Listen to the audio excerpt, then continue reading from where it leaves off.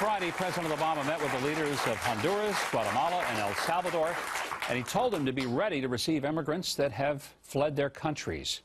Well, the president is also prepared to go ahead with executive action on immigration reform by the end of the summer. Meanwhile, Republicans are challenging an administration plan to house more illegal children at U.S. military bases. Joining me is Academy Award-winning actor and founder of the Dreyfuss Initiative, Richard Dreyfuss, as well as conservative commentator and filmmaker Dinesh D'Souza. It's great to have both of you guys here. Richard on remote from San Diego and Dinesh here in studio. Well, Richard, let me start with you because since we have last talked, there has been quite a bit of news and development in the area of immigration. You know, I think all of us, I'd like to believe, think that America ought to be a welcoming place. I've always said we ought to get on our knees every night and thank God we live in a country people are trying to break into, not one they're trying to break out of, and that's a good thing. But are our leaders being sensitive enough to the issue and balancing the legal aspects and the humanitarian? I would say that we're not being told enough about either side of this issue for us to be informed enough to have a real opinion. I do think that there's a kind of ethic in the country which is on the side of compassion, and when you're talking about children, you have to be slightly more compassionate than normal.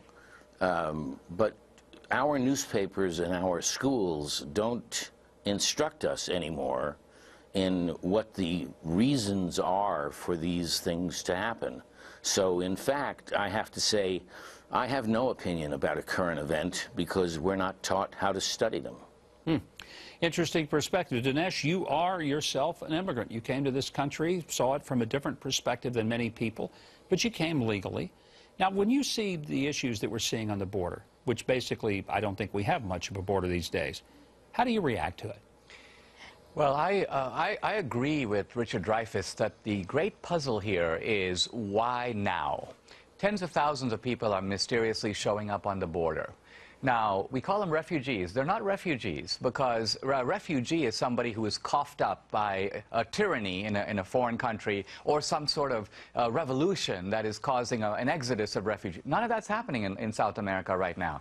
South America is the same as it was 10 or 20 years ago. In fact, most of the governments down there are democratic. So I think what's going on can be explained not by looking over there, but by looking right over here. Our political leadership has been signaling that it's not serious about locking the border. And moreover, it wants to give amnesty to lawbreakers in the country. So pretty soon the word gets over down there that if you show up with kids with outstretched arms, this is a country that's decent, that has people who have compassion. It's going to be hard for them to say no. So I fear that the Obama administration is exploiting the decency and goodwill of the American people in order to make a political point. You know, Richard, the immigration situation, I think it's different when we're talking about kids versus we're talking about people from the drug cartels, criminals, potential terrorists. You know, do you have any idea? I mean, I know you said, well, you don't really have an opinion, but I can't imagine that you don't have an opinion. How do we make the distinction between the good guys and the bad guys if we don't check them when they come to the door, if we don't even have a door? Well, if we don't check them, that means we don't check the history of the region. And to say that 20 years ago is the same as now, we had gangs killing families, and people worked against those gangs through their fathers who were then killed, and it took 20 years for people to realize that these kids were on their own and they'd better get the hell out of there. But it's not that it's a different situation up here. It's the same situation that we've learned how to deal with or they've learned how to deal with differently. And I admit, you know, we're not supposed to take care of all the problems of the world. We are not. But when children show up at our borders and we want to turn them back to what? To the people who raped their sisters and killed their brothers? I don't think so. But a lot of the crime that happened to these kids happened as they made the journey to America. I mean, they weren't as vulnerable when they were in their home countries, but they were really abused by these coyotes who made a lot of money bringing them to the U.S. and bringing them illegally. I think people are mad at their government, not the kids. I don't blame people for coming here. I blame the government for not doing anything to make sure that we know who they are. Look, I have nothing but compassion for the people who want to come over. Frankly, if we lifted the curtain, half the earth would come over here if they could. But my point is I would just tell them, look, there's a process. We're a very generous country. We let in 800,000 to 1 million people legally every year. So I understand your plight. There's a line, and there's a process. Follow the process, and you'll become a citizen. Stay put, because Dinesh's new film that you, I hope, have seen, it's called America. Imagine the world without her. Richard thinks the film may not cover all the important parts of our history, and he'll tell us why when we come back. Stay with us. That makes it true, all right. Well, we're back with Richard Dreyfuss and Dinesh D'Souza.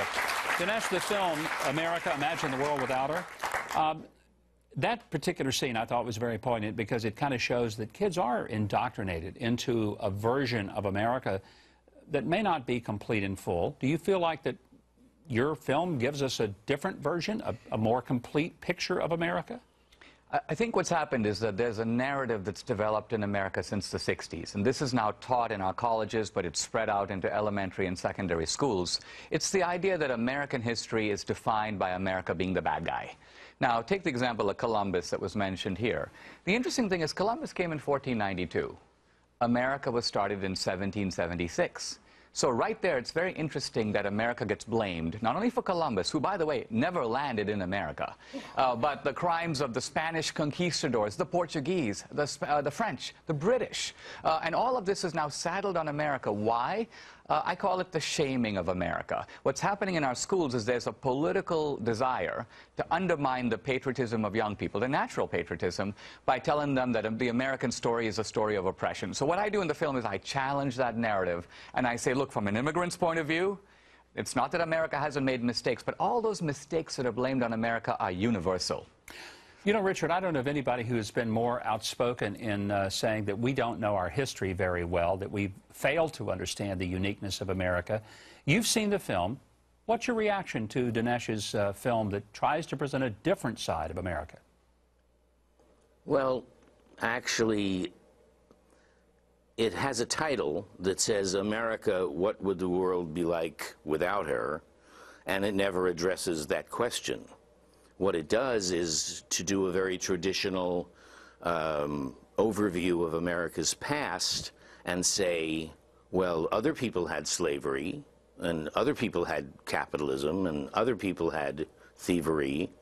It never addresses the issue of what did we do about these things.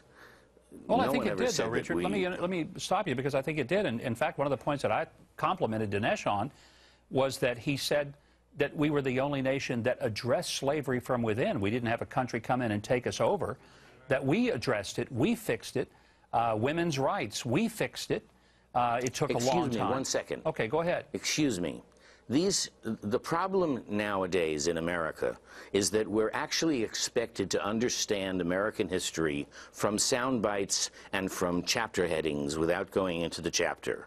The fact is, the United States Civil War was fought for slavery, but it was begun for union. And if you had asked the Northerners to fight for slavery at the beginning of the war, they would have sat at home and said no. It took them 3 years to get to the point of the moral level of fighting for slavery. That's a complex difference between we fought for slavery or for against slavery. Yeah. But what Denise is doing is trying to defend against any mistakes. We didn't do any mistakes that other people didn't do. That's not an answer. Do you think you avoided the mistakes, yes, we did this. I was trying to make 2 points. I mean, the first point is that actually slavery was not ended first in America. The British ended slavery before we did, and the French as well. But there weren't very many slaves there. So the difficulty in America was that slavery was critical to our economy. It was driving the Industrial Revolution. So we were the only country to fight a great war to end slavery. And Emerson said this was not the revolution of the oppressed. It was the repentance of the tyrant. And what he meant by this is that the northern boys who died on those battlefields, 300,000 of them, died to secure for the slaves of freedom, freedom that the slaves were not in a position to secure for themselves. That is to the moral credit of America. The other point I want to make is that reform in America is always a going back to the principles of the American Revolution. I'm not saying we didn't do wrong. Segregation was a specifically American wrong. But when Martin Luther King said, "Here's my promissory note," who wrote it? Not the segregationists, it was Thomas Jefferson. So Martin Luther King's civil rights movement would not have been possible had it not been for the principles of the American Revolution itself. Richard, you know, I don't want to be called into a partisan discussion, because I am not a partisan. I'm neither a Democrat or a Republican, a liberal or a conservative. I look to the Constitution of the United States, and I would say the most mysterious thing about me being on this show is this book is called America, What Would the World Be Like Without Her? And it never answers that question. I'll answer it right now. It never posits. All right, go ahead. I'll answer it right now. The world from the dawn of humanity was driven by what I would call the conquest ethic, that people got land and wealth by taking it from someone else. America invented a rival ethic, which is the ethic of wealth creation. If the world didn't have America right now, the conquest ethic would return with a vengeance. The Chinese, the Russians, they're using wealth creation, but they still believe in conquest. All the commerce of the world that goes across the world's oceans right now would be unsafe if it wasn't for the U.S. Navy. So the world needs America now as it has in the past.